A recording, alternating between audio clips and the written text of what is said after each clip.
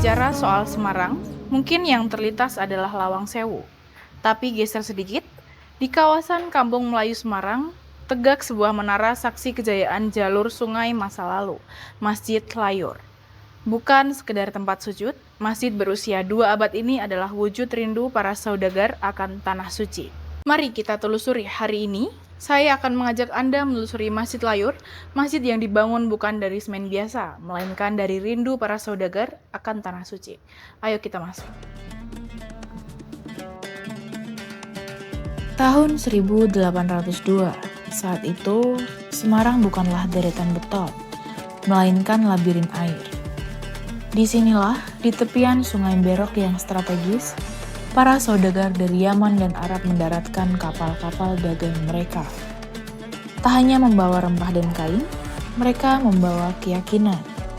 Adalah para pedagang Arab yang menginisiasi berdirinya masjid ini.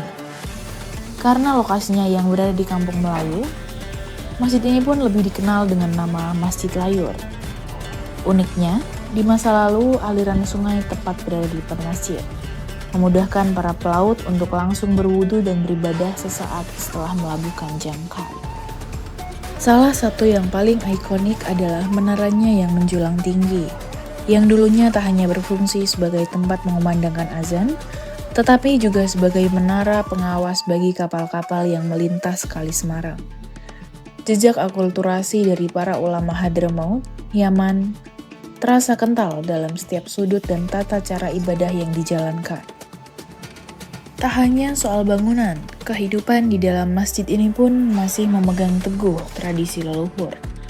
Kami berkesempatan berbincang dengan pengelola masjid untuk mendalami bagaimana ritme ibadah di sini tetap terjaga, terutama saat bulan suci Ramadan tiba. Nama saya Ali Masun, anggota pengurus Masjid Menara Jadan Layur, Kota Semarang. Alhamdulillah, masjid ini didirikan para habaib dari Hadramaut, negara Yaman Timur Tengah. Beliau adalah orang-orang yang ulama yang alhamdulillah sangat tersohor di dunia. Beliau mendirikan mendirikan Masjid Menara ini. Awal mulanya adalah beliau mensyiarkan agama Islam, dan kedua beliau adalah pedagang dari Timur Tengah, yaitu dari negara Yaman. Okay. Ya, ini alhamdulillah tradisi Masjid Menara khususnya pada bulan Ramadan. Yang pertama adalah masalah sholat tarawih. Jadi sholat tarawih itu kita adzan biasa jam 7, nanti terus ada jeda 1 jam, isaknya jam 8. Jadi jam 8 kita qomat, langsung kita menjalankan sholat isya bersama berjamaah, disambung dengan tarawih dengan witir. Jadi ada jeda 1 jam. Adzan tetap adzan jam 7, nanti isya dan tarawih jam 8. Ya. Di antara jeda itu ada baca rotib, rotibul hadat yang dibacakan oleh para jamaah, terutama pada imam Masjid Menara ini. Apakah benar Pak, Masjid Layur ini juga punya yayasan? Alhamdulillah punya yayasan sekarang, sudah terbentuk beberapa tahun yang lalu punya yayasan gitu. Dulunya kan belum ada, ini alhamdulillah sudah terbentuk dengan kita bersama membentuk yayasan Masjid Menara Jadan Layur. Ya. Bagaimana masjid ini tetap terjaga bangunannya walaupun sudah berusia 2 abad dan tetap kokoh, tidak rusak oleh zaman? Alhamdulillah, ini dari pengurus dari yayasan setiap tahunnya kita merenovasi walaupun kecil-kecilan. Dulu ini kan 2 lantai. Jadi yang lantai pertama sudah hilang karena kena rob. Jadi sekarang yang lantai pertama dulunya enggak untuk sholat jamaah. Jadi ada untuk ngaji, untuk istirahat para tamu, ada kamar mandi di bawah, ada kamar dan lain sebagainya. Jadi yang utama dari dulu itu sholat jamaah itu lantai yang kedua. Jadi yang lantai yang pertama tidak untuk sholat tapi untuk ngaji anak-anak dan untuk istirahat para tamu. Pak, apakah benar bangunan untuk tempat sholat wanita ini baru dibangun sekitar 2007? Betul, nggih. Karena ini kan dulunya kan yang bangun para habaib dari ulama dari Hadramaut. Jadi kita mengkiblat ke sana di Hadramaut. Jadi orang Yaman itu kalau wanita nggak boleh sholat di masjid, karena lebih baik orang wanita atau sholat di rumah.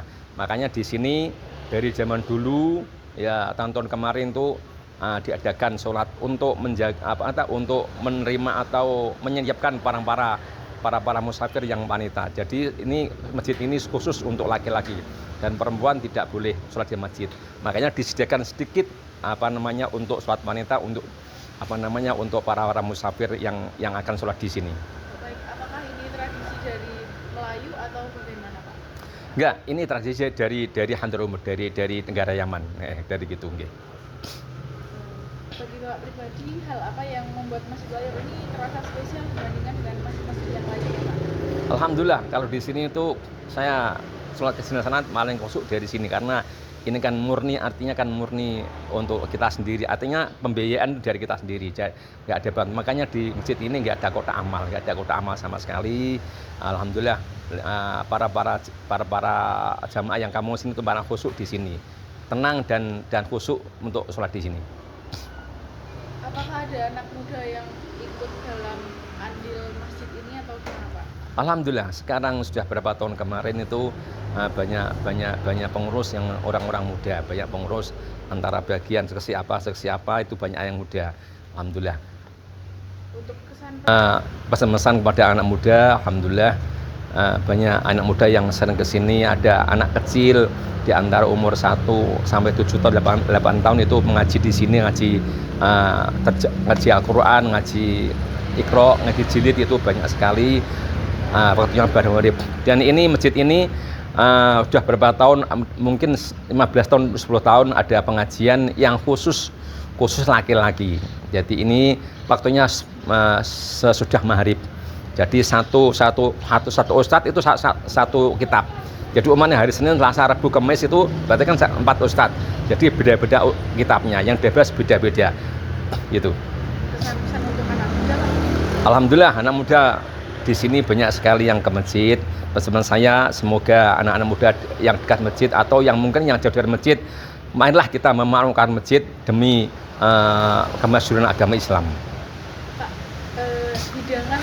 hidangan saat Ramadan ini ada kopi. Nah, kopinya itu kopi apa sih, Pak, yang nggak ada di masjid lain? Ya, di sini di masjid itu menyediakan intinya pada kurma dan kopi Arab. Kopi Arab itu dibuat beberapa rempah-rempah. Satu jahe, kabu logo, cengkeh, kayu manis, daun jeruk dan kopi itu dimasak sama mendidih antara 1 jam nanti itu sudah matang, terus nanti kopi dituangkan bersama yang mendidih tadi, akhirnya 1 jam itu kita dikasih gula, nanti kita menyediakan di antara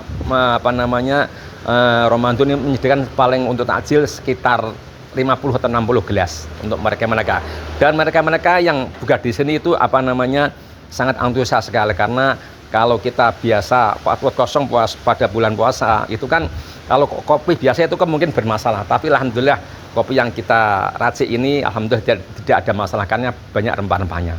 Untuk takjil ini hanya tersedia bagi para laki-laki atau wanita juga mendapatkan, Pak? Khusus laki-laki, tapi kalau ada tamu wanita tetap kita kasih gitu.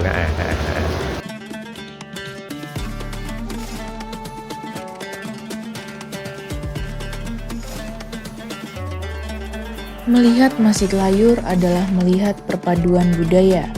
Atapnya berbentuk tajuk tumpang 3 khas arsitektur Jawa. Namun menaranya berdiri tegak layaknya mercusuar di Timur Tengah. Meskipun perubahan zaman dan tantangan alam seperti banjir rob sempat mengancam, Masjid Layur tetap berdiri tegak. Renovasi dan revitalisasi yang dilakukan tetap mempertahankan nyawa asli bangunan ini, menjadikannya salah satu destinasi wisata religi yang paling berharga di Jawa Tengah. Masjid ini seringkali menjadi tempat persinggahan yang nyaman bagi mereka yang ingin sejenak menepi dari keramaian kota. Seperti salah satu pengunjung yang kami temui ini, meski baru pertama kali datang dan sholat di Masjid Layur, ia merasakan kedamaian tersendiri di balik dinding-dinding tuanya. Terima kasih. Yang pertama, kalau dari segi arsitektur untuk masjid ini cukup bagus. Untuk bangunan lamanya masih dipertahankan. kenapa saya sholat di masjid ini. Yang pertama kali karena saya tadi ada kepentingan di dekat sini, makanya sekalian singgah ke masjid ini, dan alhamdulillah untuk kenyamanannya di masjid ini cukup nyaman, alhamdulillah. Terus kalau untuk sholat juga fasilitasnya sangat bagus sekali, ada AC, CCTV, dan dari segi keamanan cukup bagus. Dan yang saya kagumi adalah bangunannya yang masih dijaga, terutama bangunan kunonya cukup bagus sekali untuk masjid ini. Bagaimana Bapak merasakan suasana atau khusyukan saat beribadah di dalam masjid yang kental dengan nuansa kuno ini? Yang pertama dari kebersihannya, alhamdulillah di masjid ini sangat bersih sekali, terus sangat wangi. Tadi waktu saya sholat cukup nyaman, terutama apalagi di tempat wudhunya cukup bersih dan airnya juga bagus, melimpah. Dengan didukung dengan adanya AC dan sebagainya, itu membuat nyaman jamaahnya di sini. Meski zaman telah berganti menjadi bising kendaraan bermotor, Masjid Layur tetap menjadi simbol keteguhan iman dan harmoni budaya yang terus berdenyut di tengah hiruk pikuk kota Semarang. 200 tahun lebih telah berlalu. Sungai Berok mungkin tak lagi dipenuhi kapal dagang seperti dulu, tapi Masjid Layur tetap berdiri kokoh sebagai persucuan iman bagi warga Semarang. Mengunjungi tempat ini bukan hanya soal wisata religi, tapi tentang menghargai bagaimana sejarah dibentuk oleh langkah kaki para pendahulu kita. Saya, Luciana Rindasari, pamit undur diri. Jangan lupa jaga sejarah kita, karena dari sanalah kita tahu siapa kita sebenarnya. Sampai jumpa di penelusuran berikutnya.